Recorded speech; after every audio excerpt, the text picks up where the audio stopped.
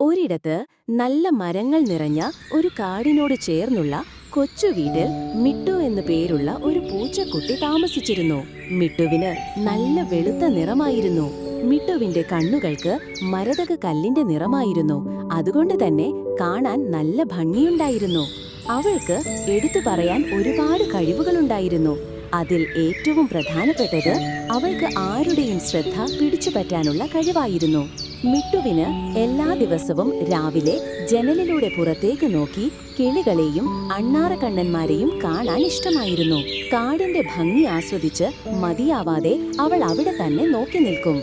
അവൾക്ക് എന്നും വീട്ടിലെ ജനലിന്റെ അടുത്തുള്ള ഒരു കസേരയിൽ കിടന്ന് പുസ്തകങ്ങൾ വായിക്കാൻ ഇഷ്ടമായിരുന്നു. ഒരു ദിവസം രാവിലെ മിട്ടു ജനലിലൂടെ പുറത്തേക്ക് നോക്കിയപ്പോൾ ഒരു കുഞ്ഞു കിളി മരത്തിൽ നിന്നും താഴെ വീഴാൻ പോകുന്നത് കണ്ടു. ഉടനെ മിട്ടു ജനൽ തുറന്ന് പുറത്തേക്കോടി. അവൾ പതിയെ ആ കുഞ്ഞു കിളിയുടെ അടുത്തേക്ക് ചെന്നു. അതിനെ വായിലെടുത്ത് പതിയെ കൂട്ടിലേക്ക് വെച്ചുകൊടുത്തു. അന്നു മുതൽ മിട്ടുവിന് കാടിനെ കൂടുതൽ ഇഷ്ടമായി. എന്നും വൈകുന്നേരം അവൾ ജനലിലൂടെ പുറത്തേക്ക് നോക്കുമായിരുന്നു.